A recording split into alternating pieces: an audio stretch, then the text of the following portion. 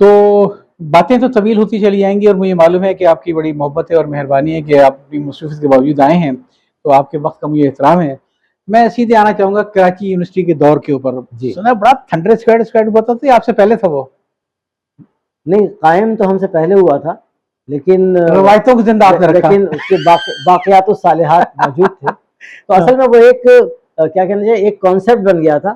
بات یہ ہے کہ اس زمانے میں بھی اور آج بھی کہ ہر طلبہ تنظیم میں کچھ لڑنے بھڑنے والے لڑکے بھی ہوتے تھے۔ اب ہر ایک تو لڑ بھڑ نہیں سکتا، ایک شرفا اور ایک بزرگ، ہاں اور ایک ذرا مطلب جیالے قسم کے، بہادر قسم کے لڑکے، تو ہاتھ پاؤں چلانا جن کو آتا تھا، تو وہ اس تحفظ کرتے تھے۔ کیونکہ ہم جب گئے تو وہ جو تھنڈر اسکواڈ تھا اس کے تو ہم بہت بعد میں گئے۔ وہ شفیع نقی جب صدر تھے ان کے زمانے میں بنا تھا، اور قیصر خان اس کے اندر جو ہے ہیڈ ہوا کرتے تھے، اور اس کے اندر مطلب کافی اور لوگ بھی تھے۔ ذبیح اللہ کو میں نے کبھی دیکھا بھی نہیں، ملا بھی نہیں، لیکن ان کا نام میں سنتا تھا۔ تو وہ کہتے ہیں کہ ان کا مقصد یہ تھا کہ میں کوئی ڈیفینڈ نہیں کروں گا، مطلب ظاہر ہے کہ تعلیمی اداروں کا ماحول ہی کچھ اور ہونا چاہیے، خاص طور پہ یونیورسٹی کے ماحول میں تو پڑھنے پڑھانے اور ریسرچ کے علاوہ کچھ نہیں ہونا چاہیے۔ لیکن ظاہر ہے ہر شہر کا، ہر دور کا، ہر عہد کا ایک تقاضا ہوتا ہے۔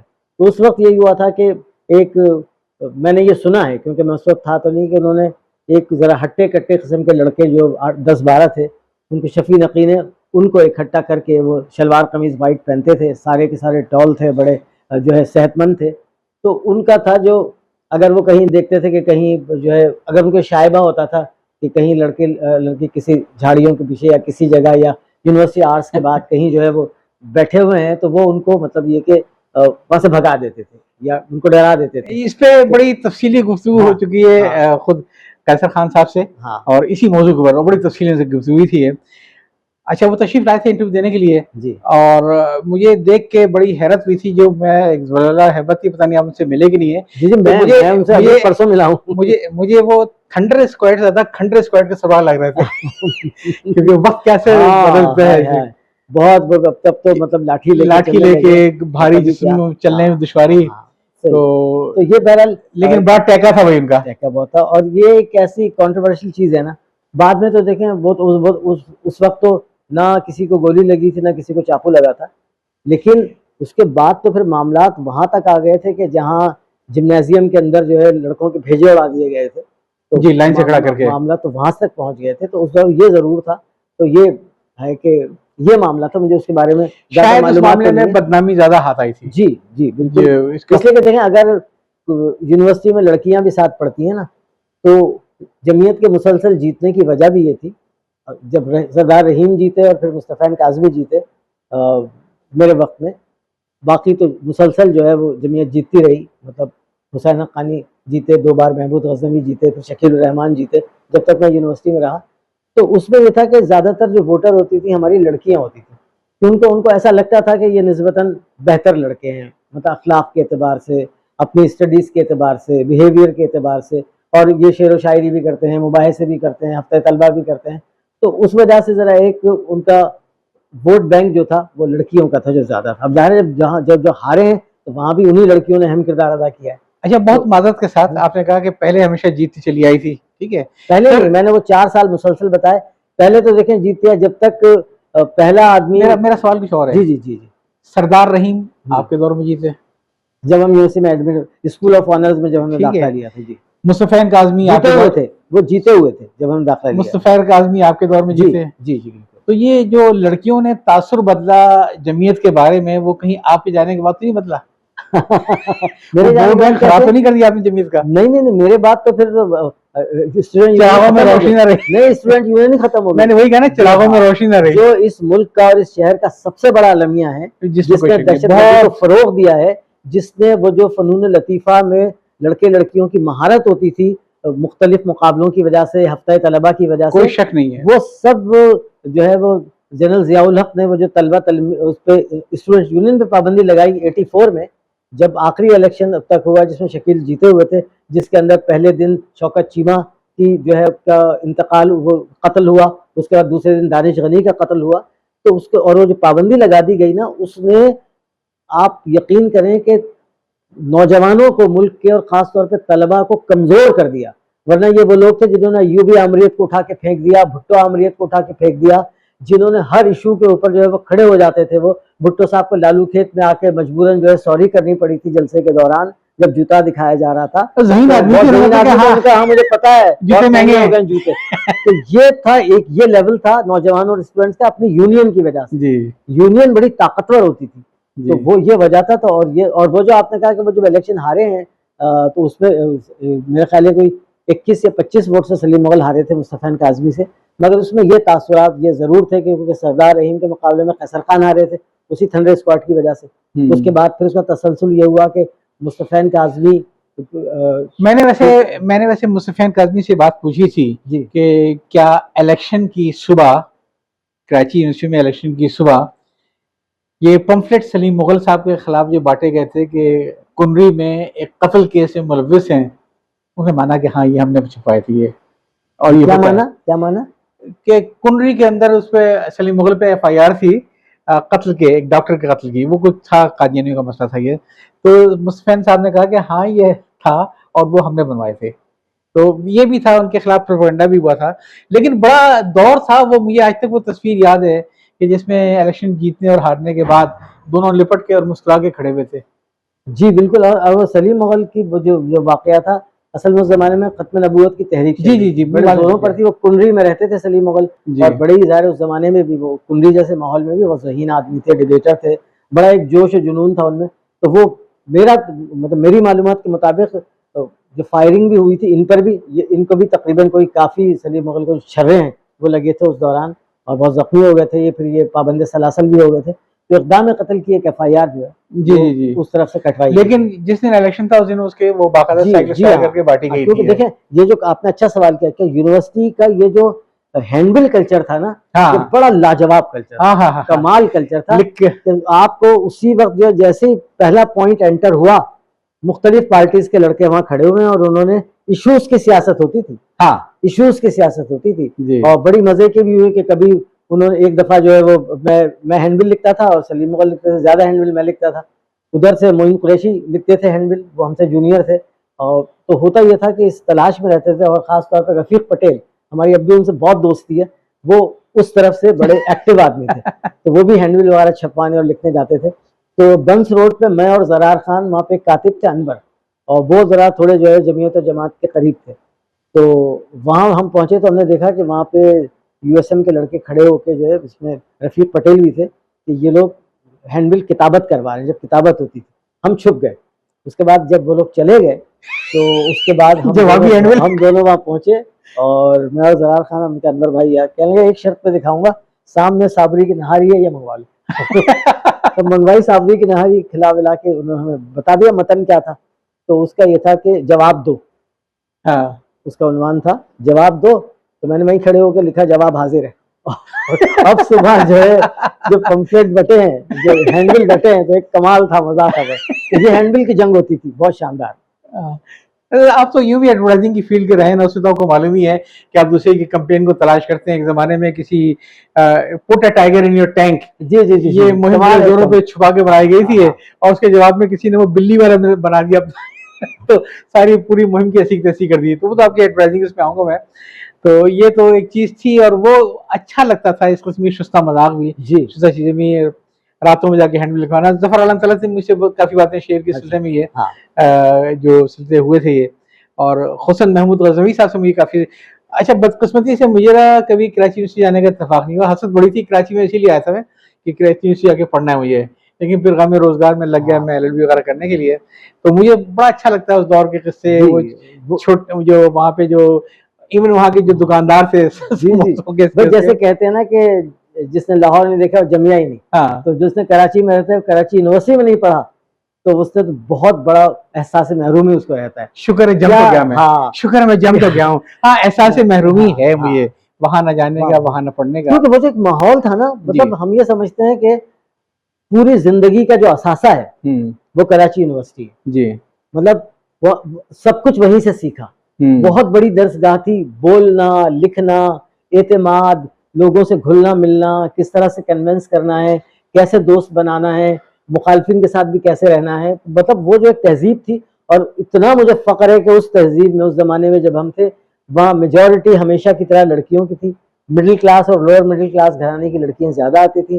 ادھر پل کے اس پار سے لڑکے لڑکیاں آتے تھے مگر کم ہوتے تھے. مگر اس کے باوجود بھی ایک تہذیب جو تھی اور ایک جو دائرہ تھا اخلاق کا, اس کو عبور کرنے کا کوئی تصور نہیں تھا.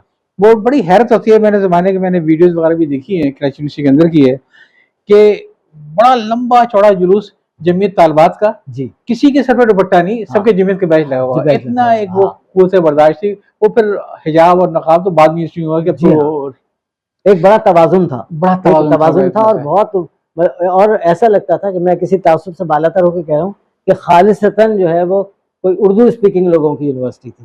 80-85% لوگ جو تھے, تو وہ جو تہذیبی پس منظر تھا وہ سب سامنے آتا تھا. اور اس کے علاوہ ظاہر مختلف پنجاب سے اور خیبر پختونخوا سے اس زمانے میں جو صوبہ سر تھا, بلوچستان سے, مختلف جگہوں سے, ایون یہ کہ جو غیر ملکی طلبہ تھے, فلسطینین تھے, جارڈینین تھے, ساؤتھ افریقن تھے, اور مختلف تھائی لینڈ کے تھے, وہ بھی تھے. میں آئی آر میں تھا تو میری کلاس میں 140 اسٹوڈنٹس تھے, اس میں سے کم از کم 14 سے 15 تک لڑکے لڑکیاں جو ہیں وہ غیر ملکی تھی. صحیح بات, لیکن وہ ایک کمال ماحول ہوتا تھا. اچھا خلیل بھائی, ایک بات میں آپ سے پوچھوں گا, وہ اکثر کہتے ہیں نا کہ بیوی دوسروں کی اچھی لگتی ہے اور بچے اپنے اچھے لگتے ہیں, تو کراچی یونیورسٹی کا اتنا سنہری دور دیکھا آپ نے, میں پہلے کہوں گا کہ جن سے آپ کا نظریاتی اختلاف رہا ہو, ان میں سے کون سے اچھے مقرر آپ کو یاد ہیں اور کون سے اچھے شاعر یاد ہیں جو آپ کے کیمپ کے نہیں تھے بلکہ مخالف کیمپ کے تھے؟ ہاں جی, دیکھیں ہم سے جو سینئرز تھے پہلے ان کا ذکر کرتا ہوں. جب میں کالج میں تھا, جب میں کالج میں تھا اس وقت جب آپ وہاں سے جاتے ہوں گے سننے کے لیے, پوری کرنے کے لیے, جی ہاں بالکل, اس وقت جو ہے مجاہد بریلوی بڑا نام تھا, مشفع احمد بڑا نام تھا, اور ولی رضوی بڑا نام تھا, ملکہ جعفری بڑا نام تھا. اس وقت یہ بتاتے ہیں کہ بطور شاعر یا بطور مقرر؟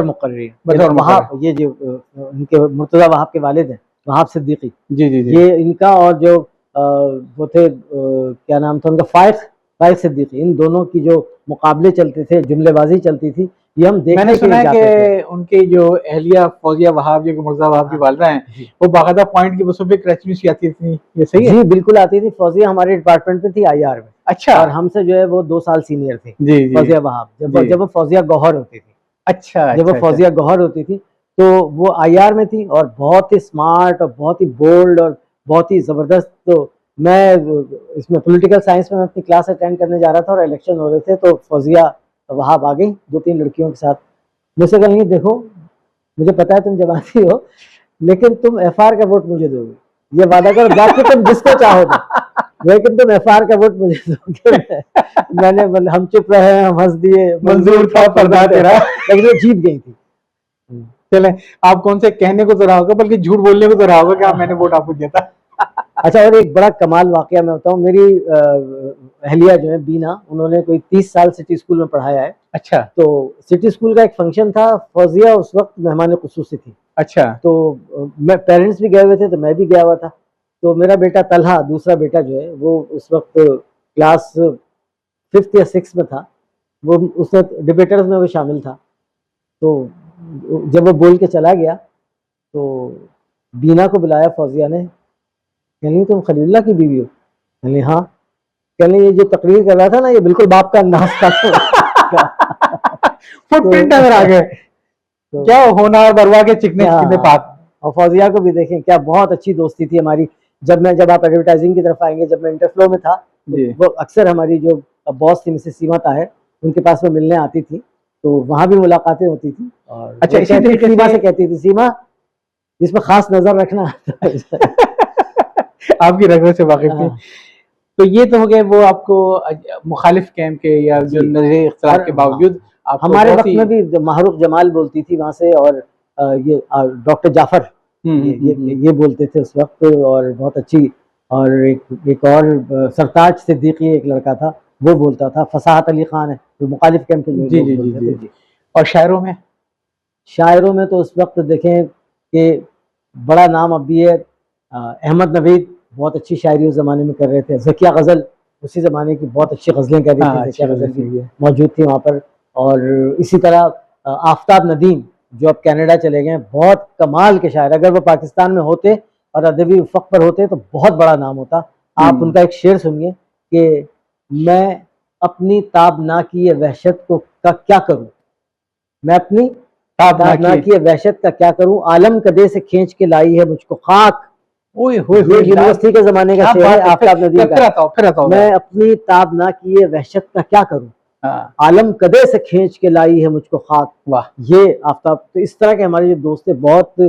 جاوید صبا اس زمانے میں میں لابی میں جاوید سے کہتا ایک شعر جو اس کے سامنے دہراتا تھا، وہ مسکراتا تھا کہ اس نے آنچل سے نکالی میری گمگشتہ بیاض اور چپکے سے محبت کا ورق موڑ دیا. تو یہ اس زمانے کا شعر ہے. تو یہ ہمارے دوست تھے سارے. وسعت اللہ خان مطلب شعر تو نہیں کہتے تھے لیکن ہر جگہ ہر میدان میں ہمارے ساتھ ہوتے تھے. بہت کمال کے جو ہے ساتھی تھے. سلیم مغل، محمود غزنوی، حسین حقانی اور پھر سیف الدین جو مطلب 4 برس تک ناظرین. وسعت اللہ خان صاحب جو ہیں وہ تو ایک زمانے کو چپ کراتے ہیں، سنا ہے کبھی ان کو بھی چپ کرا دیا تھا کسی نے. وسعت اللہ جی آپ کو بھی واقعہ یاد ہو ضیاء محی الدین صاحب. جی وہ کیسے چپ کرایا تھا وسعت اللہ خان صاحب کو؟ وہ وسعت نے جو ہے وسعت بی بی سی میں تھے اور ظاہر ہے کہ بڑے اسمارٹ آدمی ہیں، بہت ذہین آدمی ہیں اور بہت انہوں نے کیا کہنا چاہیے کامیاب ترقی کی ہے اپنے ٹیلنٹ کی وجہ سے. تو ضیاء الدین صاحب تو آپ کو پتا ہے وہ تو لیجنڈ تھے نا. وسعت نے کوئی سوال کیا مگر اس میں طوالت کے ساتھ اپنا تعارف بھی کروا دیا. تو انہوں نے کہا ضیاء صاحب نے اچھا بس آپ کا سوال میں آپ کا جواب آپ کے سوال میں ہی مضمر ہے. اس طرح کی کوئی بات ایگزیکٹلی تو یاد نہیں ہے. ویسے وسعت اللہ خان ان لوگوں سے کے لکھنے والوں میں سے جن کا سرقے کے سلسلے میں خاصا وہ آتا ہے ذکر، اور ان کی کافی چیزیں جو ہیں سرقہ بھی ہوئی ہیں. بلکہ کسی نے لکھا ہی ہے کسی خاتون کے اس کے مضمون کے بارے مضمون تو آپ کا بہت اچھا ہے لیکن 5 سال پہلے ہی وسعت اللہ خان صاحب اس کا چوری کر کے اپنا چھپا چکے تھے. ان کی چیزیں سرقہ ہوئی ہیں. جی وسعت اللہ کی چیزیں. جی میں یہ کیونکہ ان کا اور یہ کسی کے اچھے لکھاری ہونے کی سند ہے بالکل کہ لوگوں سے فخر سے پورا کرتے ہیں. ان کے کالم میں جو کاٹ ہے جی بالکل قلم میں جو کاٹ ہے ان کا اپنا فٹ پرنٹ ہے جو کوئی فالو کر ہی نہیں سکتا. جیسے آپ کی انہوں نے کہا تھا نا کہ بھی یہ باپ بول رہا ہے بیٹے کے اس کے اندر یہ وسعت کا کمال ہے. تو کچھ لوگوں نے ان کی چیزیں چربا کی ہیں، سرقہ کی ہیں اور پکڑنے والوں نے پکڑ لیا کہ 5 سال پہلے وسعت صاحب یہ بات کیا کہتے ہیں منصور کے پردے میں خدا بول رہا ہے. تو اچھا دور گزارا آپ نے اور اچھے اپنے اساتذہ بھی دیکھے. اساتذہ میں کوئی یاد ہے کوئی یونیورسٹی؟ مجھے اپنے سارے اساتذہ یاد ہیں کیونکہ میرا مین آئی آر تھا تو اس میں ہمارے چیئرمین تھے ڈاکٹر احسن چودھری اور میرے انتہائی شفیق مہربان اور محبتی جو میرے سر تھے ڈاکٹر قدیر. وہ بعد میں اسٹوڈنٹ ایڈوائزر بھی ہو گئے تھے. وہ حیدرآباد دکن سے تعلق تھا اور انہوں نے 23 برس کی عمر میں پیرس سے پی ایچ ڈی کی تھی. 23 برس کی عمر میں پیرس سے پی ایچ ڈی. میر عثمان علی خان کے خاندان سے ان کا تعلق تھا، حیدرآباد دکن کے نوابین میں سے تھے. اتنے مہربان، اتنے خلیق، اتنے پیارے، مطلب کمال جو قابلیت. تو 23 سال میں جو پی ایچ ڈی کری پیرس سے. کیا تھا حیدرآباد دکن کی سرزمین میں کہ ان کی اردو میں کھٹا میٹھا پن بڑا ہوتا تھا، حالانکہ کھٹا کھانے میں ہوتا تھا اور اردو میں کھٹا میٹھا پن. تو اساتذہ میں ڈاکٹر صاحب نے ہمیں ساؤتھ افریقہ پڑھایا، سپر پاور پڑھایا. احسن چودھری صاحب ہمیں انٹرنیشنل لا پڑھاتے تھے، وہ ڈپارٹمنٹ کے چیئرمین تھے. سینئر ٹیچرز میں ڈاکٹر قدیر تھے، ڈاکٹر مجتبیٰ رضوی تھے، ہمیں فارن پالیسی پڑھاتے تھے. پروفیسر شمیم اختر تھے، کیا قابلیت تھی. سکندر مہدی صاحب تھے اور جو ہے میڈم تھی ہماری. بہت ہی کمال کے اساتذہ مجھے میسر آئے تھے. میڈم رفت. قطع کلامی ہو رہی ہے، اس چیز ظاہر ہوتی ہے کہ اساتذہ وہ نہیں جو یہ کہے کہ میرا 3 لاکھ کا ہے، 4 لاکھ کا ہے، 5 لاکھ کا پیکیج ہے. جی استاد وہ ہے کہ جس کو بعد میں بھی کوئی یاد کرے بیٹھ کے. بالکل پڑھا دیا اس نے. میں ڈاکٹر ابوالخیر کشفی کو کبھی نہیں بھول سکتا. براہ راست میں ان کا کبھی بھی شاگرد نہیں رہا کیونکہ ہمارے جو سیمسٹر سسٹم میں آنرز میں آپ کو 3 مضامین ایک سیمسٹر میں لینے پڑتے تھے جو کمپلسری ہوتے تھے مگر ان کے نمبر جو ہے وہ آپ کی مارکس میں شامل نہیں ہوتے تھے مارک شیٹ میں. ایک میں اردو، ایک انگلش اور ایک اسلامک اسٹڈیز. لیکن یہ لازمی تھے، یہ آپ کا پاس کرنا ضروری تھا. تو وہ عرصہ جو تھا ایک سیمسٹر کا وہ مجھے پروفیسر منظور حسین شور نے ہمیں پڑھایا تھا. اچھا. میں آپ کو کیا بتاؤں، کیا استاد تھے، کیا قابلیت تھی، کیا انداز تھا. تو وہ تو اب ان کا شعر سنیں. حرم کی شمع بجھی میں کدے کے دیپ بجھے. حرم کی شمع بجھی میں کدے کے دیپ بجھے. میں جل رہا ہوں تجھے اعتبار ہو کہ نہ ہو. میں جل رہا ہوں تجھے اعتبار. تو ان سے ہم نے پڑھی لیکن ہم شوق سے جو ہے اسلم فاروقی صاحب کے کلاس میں چلے جاتے تھے. اور کشفی صاحب سے تو ہمارا بالکل جیسے ہمارے بہت ہی قریبی عزیز ہوں، جیسے والد ہوں یا تایا یا چچا ہوں. کیونکہ ان کے بیٹے عاقف کشفی سے تو ہماری بہت دوستی ہے. وہ ابو زبردست ابو احمد عاقف زبردست آدمی، مطلب ذہانت میں اور اخلاقیات میں اور ایمانداری میں ان کا کوئی جواب ہی نہیں. تو وہ ان کی جو والدہ تھیں، جو ان کی جو دوسری والدہ تھیں، وہ تو بچپن میں حادثے میں جاں بحق ہو گئی تھی. دوسری والدہ جو بلقیس باجی جو تھی، ان کو کیونکہ میرے سسرال سے بھی ان کا گہرا تعلق تھا، دوستی تھی، تو میری وائف ان کو بلو باجی کہتی تھی.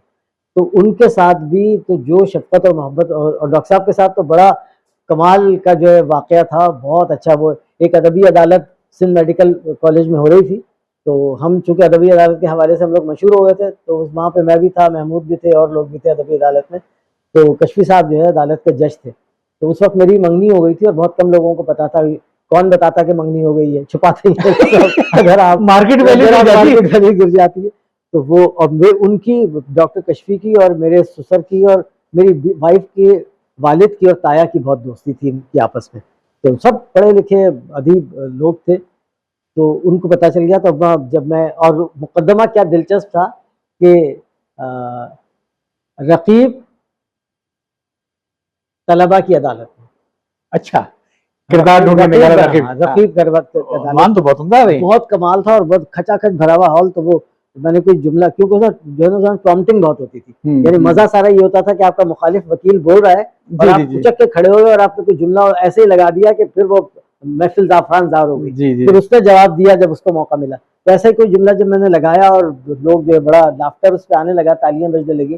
تو اور میں جو ہے وہ رقیب کا وکیل تھا. اچھا. تو ڈاکٹر کشفی نے کہا ایز اے منصف کہ عدالت عالیہ کے علم میں یہ بات ہے کہ فاضل وکیل استغاثہ کی حال ہی میں منگنی ہوئی ہے. تو اس وجہ سے وہ محبوب کے بارے میں اظہار خیال کرتے ہیں، محتاط رہیں. جملے بھی محبوب کے بارے میں اظہار خیال کرتے ہیں، محتاط رہیں. اب میں تو مجھ پہ گھڑوں پانی پڑ گیا. میں نے کہا یار اگر ابھی میں نے جواب نہیں دیا نا، بعد میں سر سے ڈانٹ بھی کھا لوں گا، تھپڑ بھی کھا لوں گا، مگر ابھی موقع ایسا ہے کہ جواب دینا ہے. میں کھڑا ہو گیا. میں نے کہا کہ چیف جسٹس صاحب بھی جو ہیں وہ عدالت عالیہ کے جج رہے، لڑکی کا باپ بننے کی کوشش. ارے بھائی بیچوں کا سر ناراض مجھ سے. بلو باجی نے کہا ٹھیک ہے بھائی، وہ تو ظاہر ہے اس کا جواب دینا حق ہے اس کا. مسکرانے لگے. پھر ایسے کمال کے